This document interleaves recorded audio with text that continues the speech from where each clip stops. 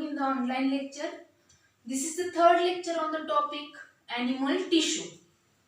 In the last lecture, I have explained the two tissues, that is squamous epithelium and second cuboidal epithelium.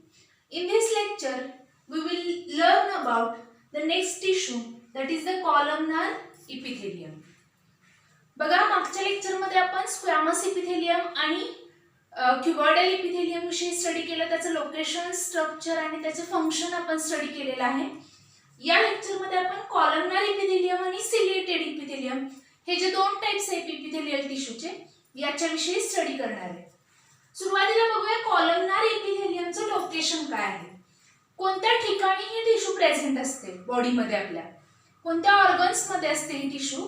The location of the columnar tissue or columnar epithelium is the stomach, intestine and urinary tract. आपल्या बॉडीमध्ये stomach मध्ये, intestine मध्ये आणि urinary bladder मध्ये आणि त्याच्या tract मध्ये columnar epithelial tissue present असते. ही तिचं लोकेशन आहे. या ठिकाणी ही टिश्यू प्रेझेंट असते. इंटेस्टाइन मध्ये असेल, स्टमक मध्ये आणि युरिनरी ब्लॅडर मध्ये आणि ट्रॅक्ट मध्ये. नेक्स्ट बघूया आपण तिचं स्ट्रक्चर काय आहे. आता तुमच्या समोर जी डायग्राम आहे त्या डायग्राम वरून मी या टिश्यूचं स्ट्रक्चर एक्सप्लेन करते. नावातच तिच्या असं येते की columnar epithelium. The cells are column like or pillar like. या टिश्यू मध्ये असणारे जे सेल्स आहेत कॉलम सारख्या किंवा पिलर सारखे असतात, म्हणून या टिश्यूला नाव कॉलमनार इपिथेलियल असं दिलेलं आहे. का दिलेलं आहे लक्षात आलं. The cells are column like or pillar like tall. Tall असतात, उंच असतात, कॉलम सारखे किंवा पिलर सारखे असतात, म्हणून यांना कॉलमनार इपिथेलियल टिश्यू असं म्हटलं जातं. सेकंड स्ट्रक्चर मध्ये काय सांगू शकतो आपण. The cells are rest on the basement membrane. Cells कशावरती रेस्ट झालेले आहेत तर बेसमेंट मेम्ब्रेन वरती. The basement membrane is the non cellular part. Basement membrane हा नॉन सेल्युलर पार्ट आहे. आपण जनरल कॅरेक्टर्स जे बघितले इपिथेलियल टिश्यूचे त्याच्यामध्ये आपण बघितलेलं आहे की बेसमेंट मेम्ब्रेन हा नॉन सेल्युलर पार्ट आहे आणि या नॉन सेल्युलर पार्ट वरती या सेल्स रेस्ट झालेले असतात. आता सेलचा शेप लक्षात घेता तुमच्या समोर असणाऱ्या डायग्राम मध्ये तुम्हाला दिसतंय the basal side is narrow and narrow base is rest on the basement membrane. Base कडच्या बाजूला सेल्स नॅरो आहेत, निमुळत्या आहेत आणि ह्या निमुळत्या बाजूला असणारी जी बेस आहे ती बेसमेंट मेम्ब्रेन वरती रेस्ट झालेली आहे. and the tip of the cells become broad. सेलचा टिप कसा आहे ब्रॉड आहे, तर बेस कसा आहे नॅरो आहे. नेक्स्ट बघा, the cells have oval shaped nucleus. Cells मध्ये ओव्हल शेप असणारा न्यूक्लियस प्रेझेंट आहे and nucleus present towards the basal side of the cells. सेलच्या बेस कडच्या बाजूला न्यूक्लियस प्रेझेंट आहे. सेलच्या बेस कडच्या साइडला काय आहे न्यूक्लियस प्रेझेंट आहे आणि न्यूक्लियसचा शेप कसा आहे ओव्हल शेप्ड आहे. The nucleus is surrounded by the cytoplasm. Nucleus कशाने सराउंड झालेला आहे सायटोप्लाझमने सराउंड झालेला आहे. आणखी एक महत्त्वाचं वैशिष्ट्य काय आहे कॉलमनार इपिथेलियल टिश्यूचं. These cells have microvilli on the tip. Tip कडच्या बाजूला किंवा वरच्या बाजूला अपेक्स कडच्या बाजूला या सेल्स वरती फिंगर लाइक प्रोजेक्शन्स असतात आणि या फिंगर लाइक प्रोजेक्शन जे आहेत त्यांना काय म्हटलं जातं मायक्रोव्हिलाई असं म्हटलं जातं. मायक्रोव्हिलाई काय करतात, आता ह्या ज्या फिंगर लाइक प्रोजेक्शन्स आहेत याचं फंक्शन काय आहे किंवा या टिश्यूचं फंक्शन काय आहे हे आपल्याला स्टडी करायचंय, पण त्याच्या अगोदर मायक्रोव्हिलाई काय करतात सांगते. Microvilli increases the surface area for the absorption. Microvilli surface area increase करतात ऍब्सॉर्प्शनचा. बघा मी नेहमी मुलांना शिकवताना एक प्रश्न विचारते की एक समजा तुमच्या समोर एक स्ट्रेट तार दिलेली आहे आणि एक तार अशी दिलेली आहे की ज्याच्यावरती कॉइलिंग झालेले आहे, तर मी मुलांना असं विचारते की त्याचा सरफेस एरिया कुणाचा जास्त असेल, स्ट्रेट तारेचा असेल का फिंगर लाईक किंवा कॉइल्ड तारेचा असेल तर कॉइल्ड तारेचा एरिया जास्त असणार ज्यावेळी ती आपण स्ट्रेट करू आणि तिचा एरिया मोजू त्यावेळी. म्हणून ह्या फिंगर लाईक प्रोजेक्शन ज्या तयार झालेले आहेत कॉलमनार इपिथेलियल टिश्यू वरती त्या काय करतात तर it increases the surface area for the absorption. या ऍब्सॉर्प्शनचा सरफेस एरिया इन्क्रीज करतात आणि याच्यावरून तुमच्या लक्षात आलं असेल की फंक्शन काय असेल या टिश्यूचं.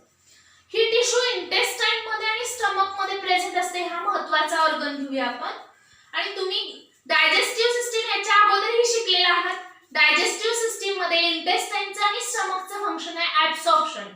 स्टमक मध्ये वॉटरचं आणि वेगवेगळ्या औषधांचं ऍब्सॉर्प्शन होत असतं आणि हे ऍब्सॉर्प्शन करण्यासाठी त्या ठिकाणी कॉलमनार इपिथेलियल टिश्यू असते जिच्यावरती काय असतात मायक्रोव्हिलाय असतात.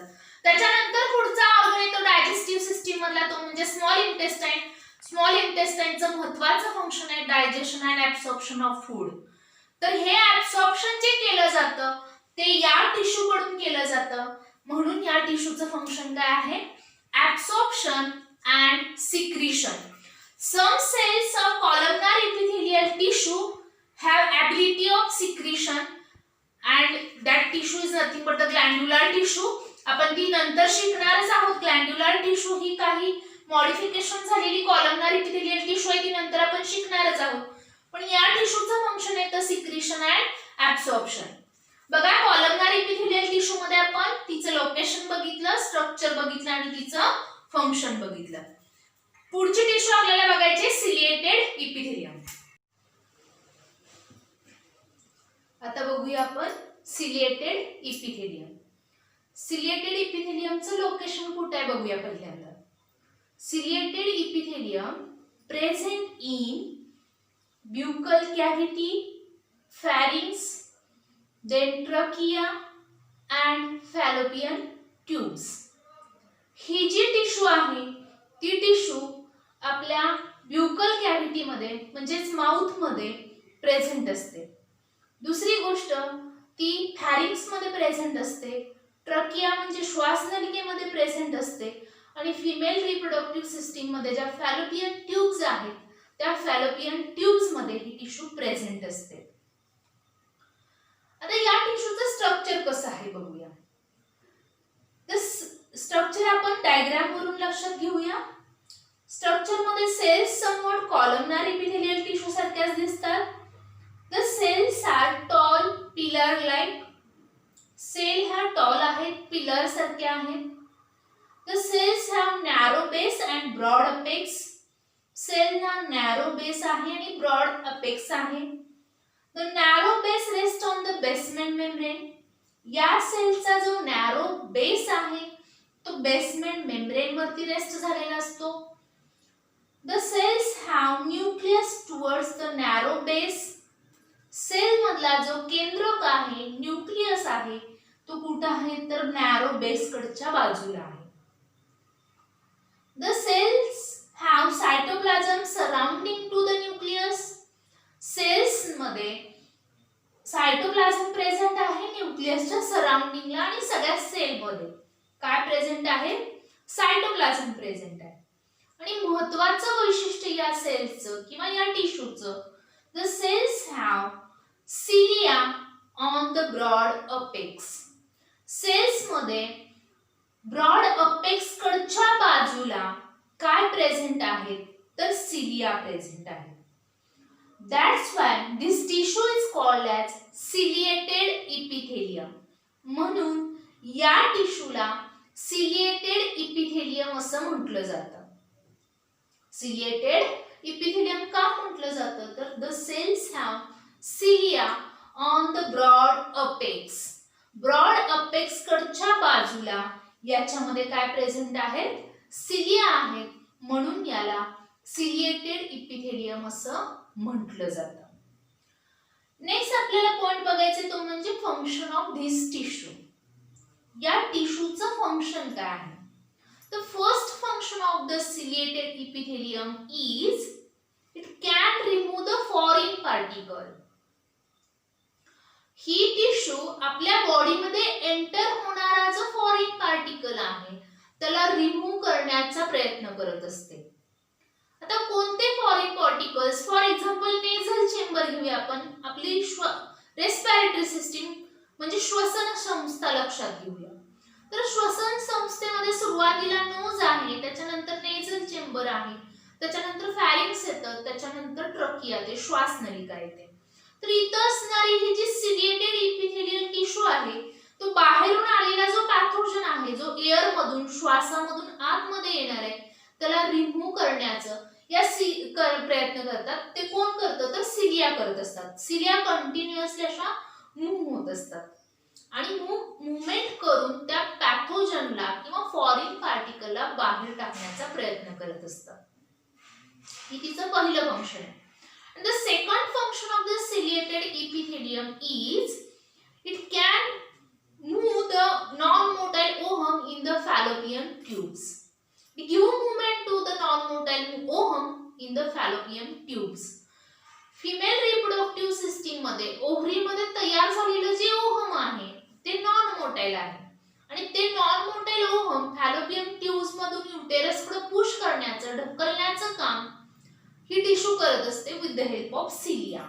कशाच्या सहाय्यानं तर सिलियाच्या सहाय्यानं ही टिश्यू हा प्रयत्न करत असते.